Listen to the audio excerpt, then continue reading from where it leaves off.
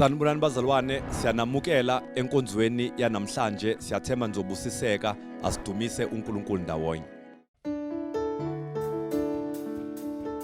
Hallelujah bazalwane. Ungaphakama nje lapho kusofa, ungaphakama nasembhedeni.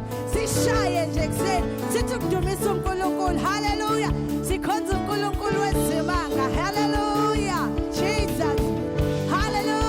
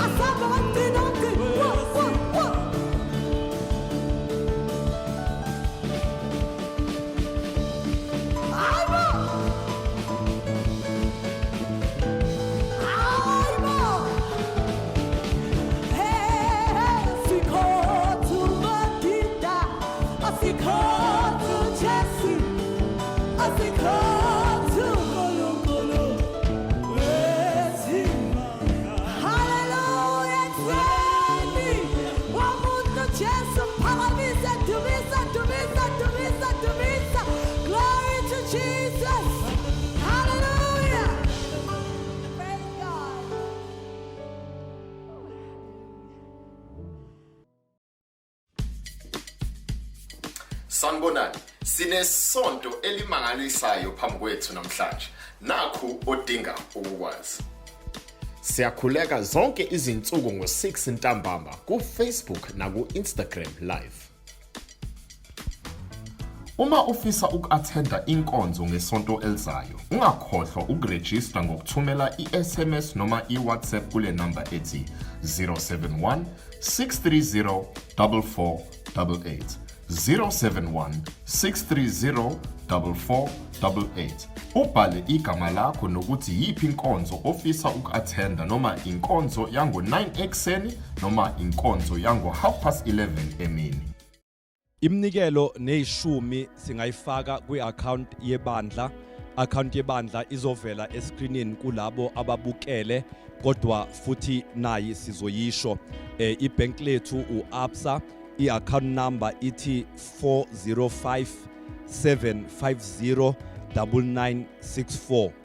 u-405-750-9964. Siyisho okugcina u-405-750-9964. Kanti futhi uma kukuthi unozepha i-code yazepha izovela kwi-screen, kanti iyatholakala futhi noma ngasiphi isikhathi einkundleni zokuxhumana. Uya kwi-page lethu lika Facebook His Church New Germany, uzoyithola i-QR code kazepha ukuze uzokwazi ukuthi unikele ngozepha. Inkosi nibusise bazalwane, nisaletha ishumi neminikelo endlini kaNkulunkulu. Good morning, His Church New Germany. Again, it's an honor and a privilege ukuthi ngibe sebandleni namhlanje ngishumayele umyalezo uNkulunkulu awubeka enhlizweni yami.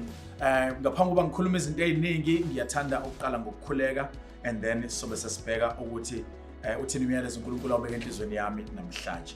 Ngicela sithandaze. Baba, namhlanje kuseni, you are God. Thank you, Father, that your word says you are the same yesterday, today, and forever.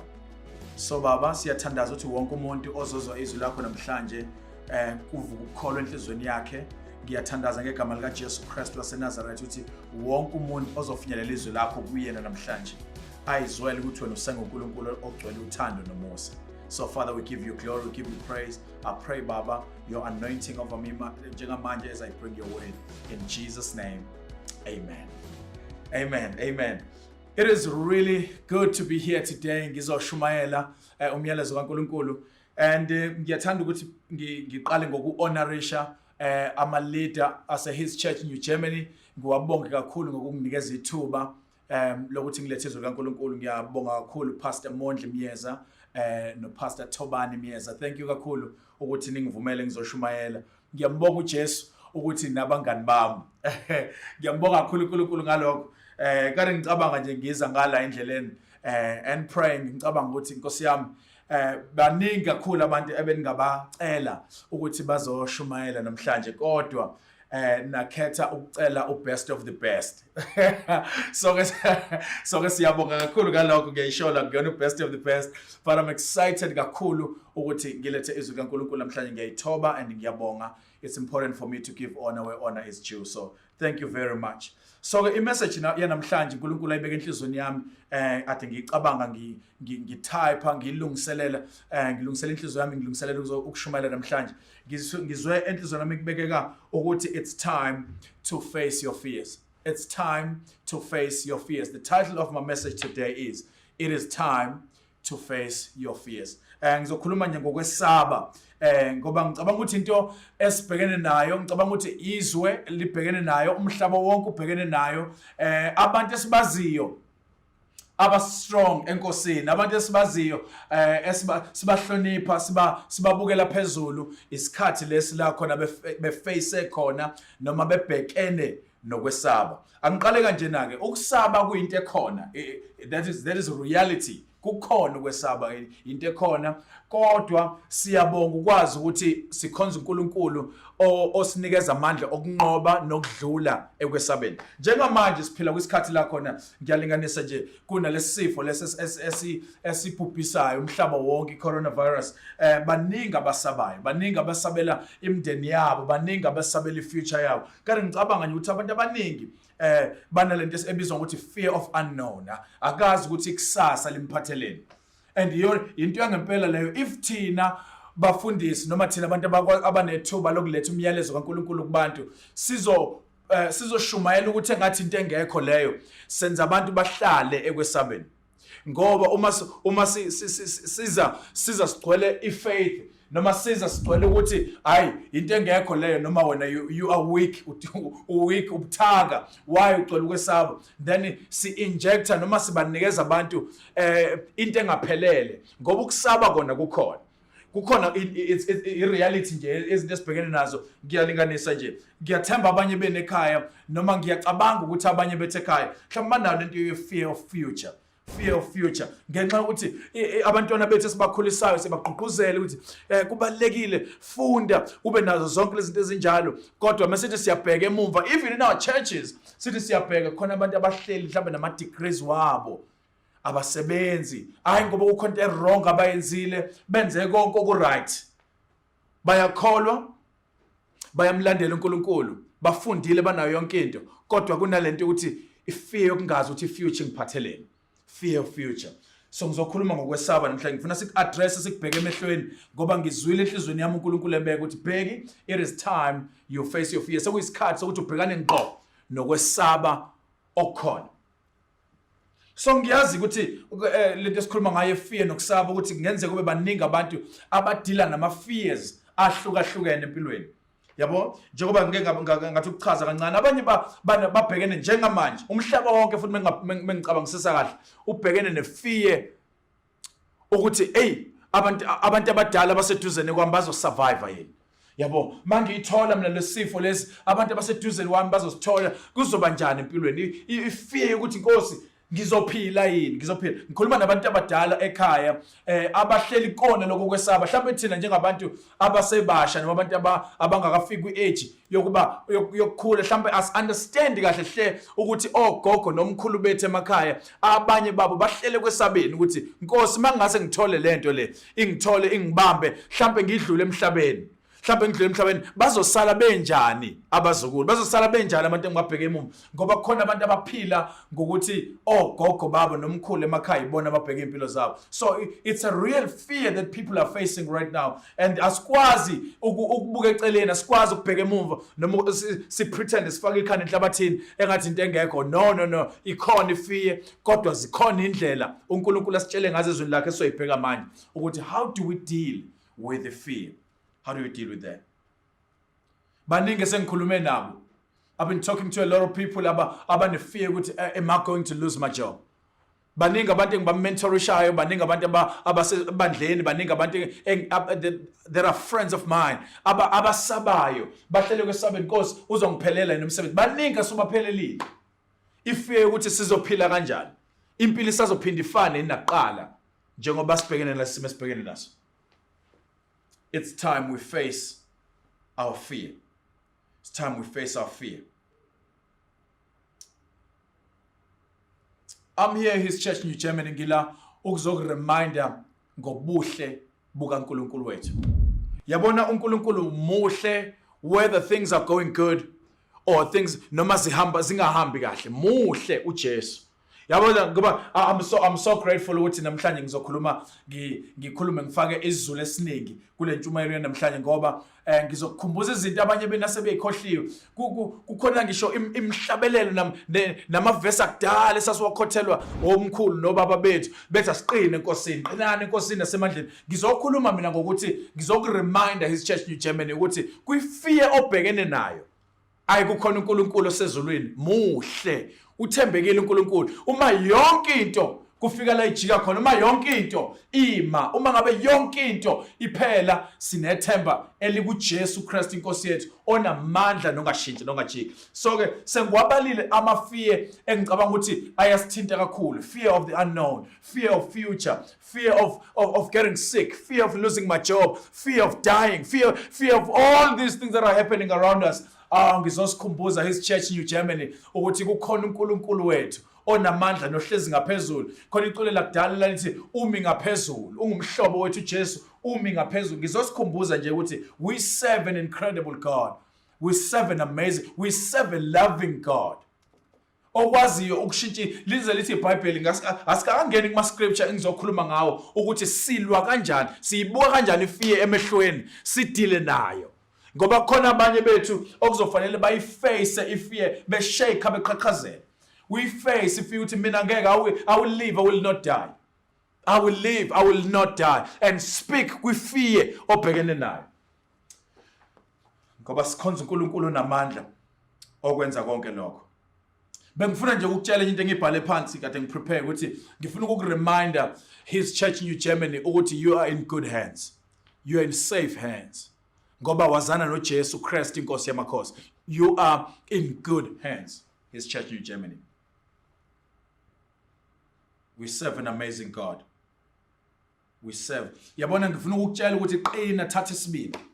Qina ume uthathe isibindi ngoba sikhonza uNkulunkulu onamandla wonke. Qina uma uthatha isibindi. uNkulunkulu wethu akashiyani, uNkulunkulu wethu akayekani. Yabona abanye bethu abasemalokishini mhlawumbe sikhulele endaweni zasemalokishini mhlawumbe ngiyacabanga uClermont mina ngiphethe idozen okhi la ngiqhamuka ngakhona. Siphethe zonke lezi ndawo engalapho koNdengezi, siphethe indawo emalokishini. Abanye bethu banefear ukuthi ngizophumelela yini. Ngoba majority yabantu engibonayo around mina mhlawumbe ayiphumelele. Mina ngizophumelela yini. Abanye baface le fear yokuthi ngizowa yini, ngizohluleka nokukhonza uNkulunkulu. Mhlawumbe ngizogcina ngimiyekile nami uNkulunkulu ngifane nabanye ngoba mhlawumbe abantu esibabonayo around us bebehamba noNkulunkulu, be faithful, babuye bashiya basuka uNkulunkulu. Mhlawumbe kungenzeka ukuba enye yamafear nje esibusayo le ukuthi Nkosi mina ngizokwazi ukuphumelela. Ake ngikhulume mhlawumbe nabantu abashadile. Abanye abashadile banefear ukuthi Nkosi mina siyoze sahlukaniswa ukufa yini nonkosikazi wami. Noma nami ngizobalwa nalabo abakuthiwa Nkosi kwakukuhle kanjani babeshadile for 10 years, babeshadile for 20 years. Amafear lawo esibhekene nawo, especially ngoba thina abazalwane sibuye sibe too over spiritual. Sibuye over spiritualize izinto kube ngazi ukuthi asiphile emhlabeni onabantu obhekene nezimo. That is why ngakade ngikhuluma his church, I think it was last week. Ngishumayela khona ngikhuluma ngokuthi uJesu uNkulunkulu. uJesu uNkulunkulu. Kwaba khona amadoda abantu asenyameni akhuluma naye, amthuke, amkhahlela, amphushe ngoba you can be spiritual, you can be filled with the Spirit of God, but kodwa ukwazi uface izinto umhlaba wonke odlula kuzona. Otherwise thina makholwa, thina maKristu uma sibonakala ngazuthi asidluli kwizinto abantu abadlula kuzona, ngeke sikwazi ukubadonsela embusweni kaNkulunkulu. That is why uJesu uNkulunkulu ukuze azosindisa izono zami nezakho, he had to come down here.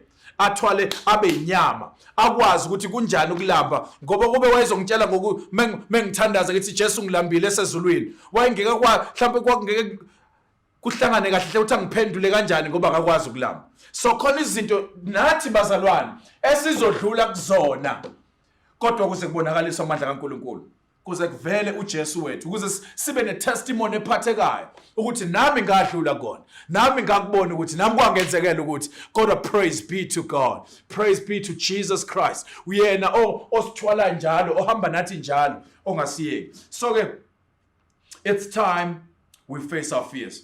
Into yokuqala ke yokuthi sikunqoba kanjani noma silwa kanjani nokwesaba. Silwa nokwesaba ngokuthi sazi izwi likaNkulunkulu. So his church in New Germany ake ngixoxela, ake ngikhulume mhlawumbe ngithi ukufesa leli side labantu abasha, ake ngifesa leli side labantu abasha. Abantu abasha, the only way to overcome izinto esibhekana nazo njengabazalwane, we need to know the word of God. Uma singalazi izwi likaNkulunkulu lingekho ngaphakathi kuthina, sizofuna ama-advice kubantu abazos-advisa ngendlela ezosenza kube ngazi ukuthi ihlakaniphile, kodwa ayinawo amandla kaNkulunkulu, soke ngeke ikwazi ukususa ukwesaba kuthina. Bantu abasha ngiyazi ukuthi ama-decision amanye size siwenze. I was a youth pastor for a long time, so ngiyazi ukuthi ama-decision enziwa abantu abasha bawenziswa amaningi awo bedrivewa ukwesaba. Mhlawumbe usaba ukuthi bazothina abantu, yabo, bazothina abantu, yabo, bazongibuka kanjani mengabe ngingahambi ngalistyle, bazongibuka kanjani uma ngingawenzi lama decisions, bazongibuka kanjani uma ngabe ngihlubuka kule genge ebuke ngazuthi famous endaweni yangakithi, bazongibuka kanjani. Fear, we are driven by fear. I-generation esiphila kuyona i-drive ukwesaba. Ama-decision enzakalayo siwenza sipushwa i-fear. But I'm here to remind you, his church, that we serve an amazing God. uNkulunkulu omuhle, uNkulunkulu othembekile, uNkulunkulu ongeke asiyeke, uNkulunkulu ozothi noma ungena ezimweni, mhlawumbe ngiyalinganisa nje ungena esimweni nawe mhlawumbe to lose your job, but we serve an incredible God ozoqhubeka athwale ngoba uNkulunkulu aka-operate ngama-rands and senses now. aka-operating ngokuthi ibhenki lakho linjani. Singadlula kwisimo esibukeka sifana nesabantu bonke abangazani noNkulunkulu, kodwa kubonakala uNkulunkulu lokho esithwalile nje, ngoba the faithfulness of God yona esiwelisela ngaphesheya, yona esenza sibukeke kazi ukuthi noma nathi sidlula kwizimo eziset, kodwa the goodness and the faithfulness of God isithwale isiyisele ngaphesheya. His church nisezandleni ezisafe, nisezandleni ezinhle, nisezandleni zikaJesu Kristu. Uzonithwala, uzohamba nana, akekho ozohluleka ngoba uNkulunkulu wethu uthembekile. But it's time we face our fears. What are your fears? Yini oyisabayo? Ngoba it's okay ukuzizwa kwesinye isikhathi uzizwa ukuthi nakho ngifikele ukwesaba. That's okay. It shows ukuthi you're a human being. Kodwa you cannot camp there. Awazi ukuhlala lapho. Awazi ngoba into enziwa ifear ile. Sesongena kuma scriptures bese ngiyavala. Into enziwa ifear ile. Ifear iyacripplisha. Ifear kunquma inyawo, ifear kuvala umlomo, ifear kunqamula izandla. Mawune fear awukwazi ukuthatha ama steps okufanele uwathathe azokuyisa la kufanele uye khona ukuze ukwazi ukufulfilla into uNkulunkulu akubizeleyo. Ngikutshela mina ngabantu uNkulunkulu ababizile kwi ministry, but bana lento yefear ukuthi ngizophila kanjani. Ngeke ngikwazi ukuba kwi-ministry ngizohluleka nana. Ifear will always hold you back, hold you down. So awukwazi ukwenza into uNkulunkulu afuna uyenza. Fear of man is a snake. Saba umuntu into ekubophayo. Yabona sesakhulele emakhaya. Sesakhulele emakhaya kwakubuye obaba bethu ngakhumbula kahle hle babekwazi beucupha inyamazana. Into ababenza babebeka isihibe endleleni la khamba khona inyamazana. Ithi satshakadula, itshela ukuthi free, ibambeke. Fear of man, fear of people. Sabuthi abantu bazothini ngami, iyakubopha. Usathi uyatshakadula ikubophe ikuhlalise lapho. Fear is a terrible thing.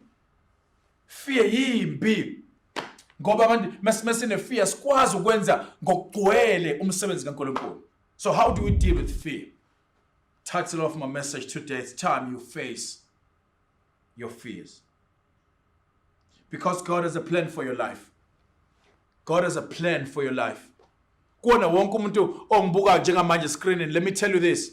uNkulunkulu has a plan for your life. According to Jeremiah 29, the plan of God over your life is to prosper you, not to harm you, to give you hope in the future. uNkulunkulu necebo ngempilo yakho. Angazi ukuthi uhleli phi njengamanje, angazi ukuthi yini ekubambile, angazi ukuthi ubhekene nasiphi isimo njengamanje. Njengoba ngeke ngamention eqaleni ukuthi sonke sidlula kuma fears athile, but I'm here to tell you uNkulunkulu necebo ngempilo yakho.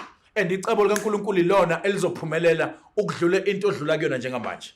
uNkulunkulu muhle, uNkulunkulu uzoyivula iminyango. Ngizama ukumagina abantwana baka Israel kufanele badlule olwandle babefika khona bathi hawu Nkosi, abanye bethi abakwazi ukubhukude. Ngiyacabanga nje mina Bheki kube noma ngiyacabanga ukuthi mhlawumbe kube umfundisi uMondli waye kuleyo group leyo. Sesibhekene nolwandle libomvu, ngiyamazi ukuthi akakabe mnandi kahle hle kwitadam, uyabona. Sesibhekene nolwandle sekufanele siwele. Ngicabanga ifear eface abantu abazazi ukuthi ngempela hayi asikwazi ukushaya amanzi. Nansi impiyeza ngemuva nalo ulwandle ngaphambili, senze njani? How do we face fears? So ngizokhuluma ngokuthi siyiface kanjani fear. Ngicabanga sengiya ngasekugcineni manje, ngiya ngasekugcineni. Angifuni ukuthatha isikhathi sakhe esithi kakhulu, angifuni ukuthatha idatha lakhe elikhulu kakhulu, but I'm here to remind you this is an important message. Wonke umuntu oyibuka, this is an important message. It's time we face fear. It's time we speak life over our kids. But yeah, things are happening around us, but we serve an incredible God. We serve a mighty God. We serve uNkulunkulu omuhle okwaziyo ukusithwala asiwelisele ngaphesheya. First scripture engicela sisibheke namhlanje. First scripture ngicela sisibheke 1 Corinthians abaseKorinte bokuqala chapter 2 verse 12. Yazi uthini abaseKorinte bokuqala chapter 2 verse 12. AbaseKorinte bokuqala chapter 2 verse 12 usho kanje uthi, for we have not received the spirit of fear. Wena ungibuka njengamanje, wena ohleli phansi njengamanje, wena osebandleni njengamanje, wena odlala ifear njengamanje. Nkosi yami siyoke sisebenze yini azoqhamuka namathuba. Lalela, the Bible says uthi uNkulunkulu akakunikezile umoya wokusaba, but of power, of love and of a sound mind. Akasinikezile, asamukeli siwe umoya wesaba. Yabo uma ngase kuthiwa endlini yami kwami kungena istranger, kungena isigebengu, sizendlini ngeke ngihlale phansi ngisibuke ngisinese ngizositshela izigebengu uphuma ngaphandle because you don't belong la endlini. So ne fear doesn't belong kuthina. Mayitholakala ifear ngaphakathi kuthina iyinto engafanele ngabe ikhona ixoshe isuke. So you have not received the spirit of fear but of power. When unikeziwe umoya wamandla hayi okwesaba wamandla nokuhlakanipha unikeziwe uNkulunkulu sinikeziwe samukelisiwe we've received samukelile umoya wamandla not of fear.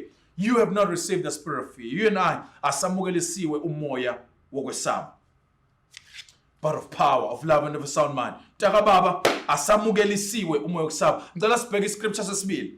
Second scripture, 1 John chapter 4 verse 18. 1 John uqala chapter 4 verse 18. Uthi ngizoparaphrase nje uzoyifundela kahle ngalapha ekhaya. 1 John chapter 4 verse 18 uthi there is no fear in love.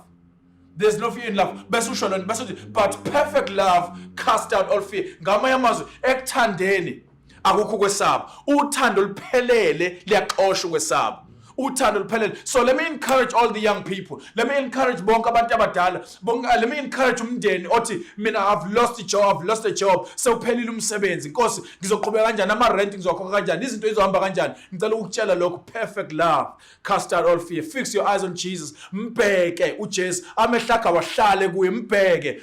Yena othembekile nothembisile ukuthi uzosiza empilweni yethu. That's what must say. Perfect love cast out all fear.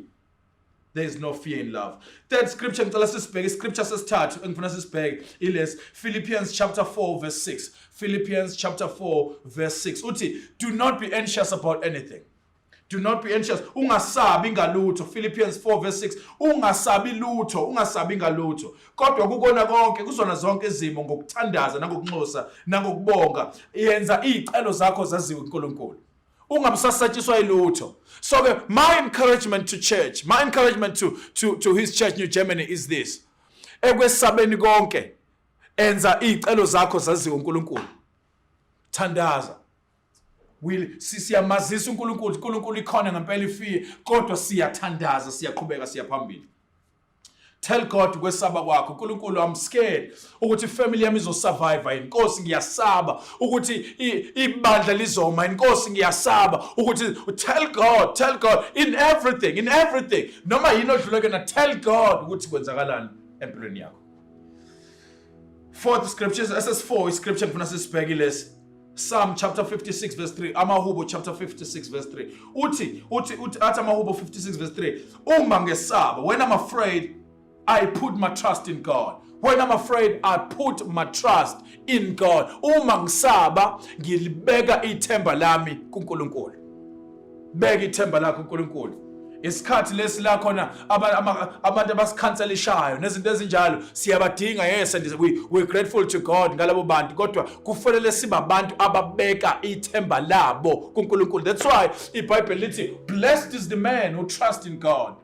The Bible lisho njalo kuma blessed is the man who puts their trust in God, but cursed is the man who trusts in people. Umuntu othemba kubantu uqalekisiwe kodwa ubusisiwe umuntu othemba kuNkulunkulu. Alenza ithemba lakhe libe uNkulunkulu. Ithemba lethu silidinga ukuthi silibeke kuNkulunkulu.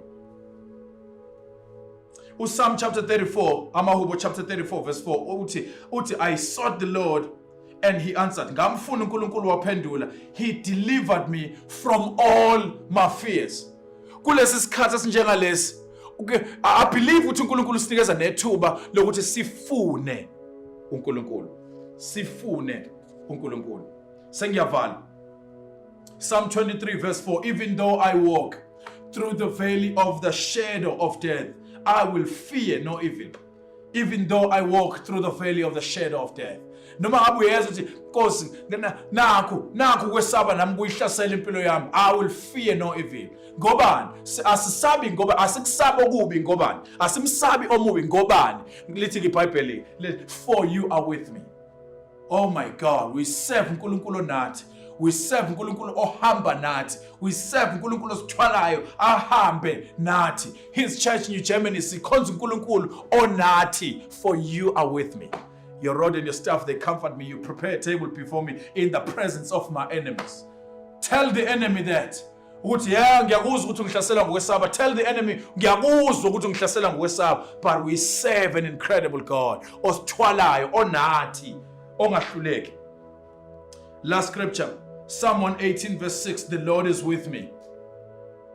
I will not be afraid. The Lord is with me. Psalm 118 verse 6, uNkulunkulu nami. So ngeke ngesabe. uNkulunkulu unami. Ngeke ngesabe. His church, New Germany, you are called by God. You are anointed by God. And I want to speak this scripture over you, church. Psalm 118 verse 6. Psalm 118 verse 6, the Lord is with me. Church, I want to remind you, uNkulunkulu unani. uNkulunkulu nawe uhlele ekhaya. uNkulunkulu nawe ungibukela uhlele emgaqweni kwifoni. uNkulunkulu nawe niqoqene ndawonye nibuka le message. uNkulunkulu nawe. So ungesabi. I will not be afraid. Ngeke ngesabi.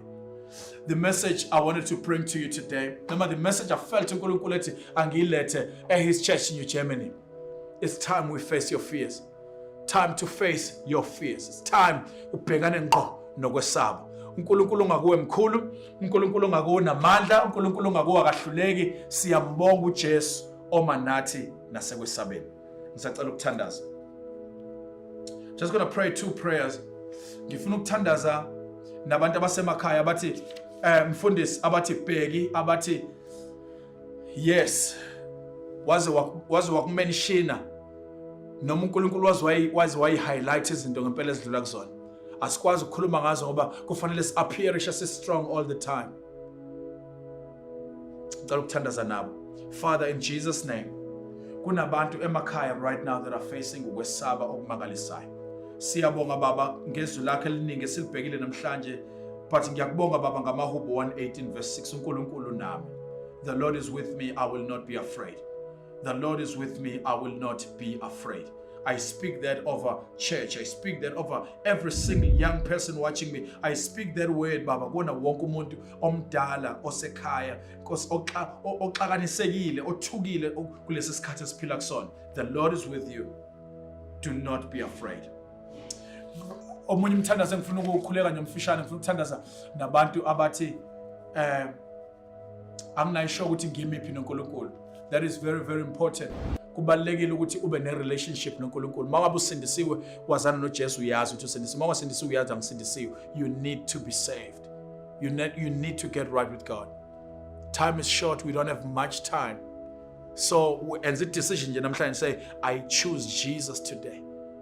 Jesus, take over. Come into my life. Ngenze ngibe musha. Makuwena loyo uyakuthanda uJesu. I want you to say this after me. Lord Jesus, I give you my life.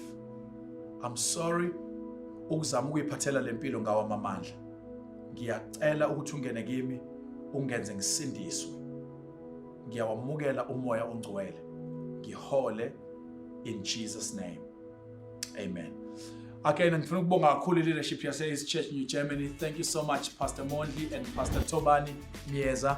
Ngiyabonga bafowethu ukuthi ningicele ngizo dlulisa umyalezo kaNkulunkulu. Ngiyayithoba kakhulu nanonke bazalwane, ngiyalithanda ibandla lase His Church. Kakhulu ngiyayithanda worship yase His Church. So siyabonga kakhulu ngethuba enginikeze lona uNkulunkulu anibusise. Thank you. Siyabonga ukuba ube nathi namhlanje. Sicela usilandele ku Facebook, YouTube na ku Instagram. Kuze kube isikhathi esilandelayo niphephe futhi nihlale nibusisekile.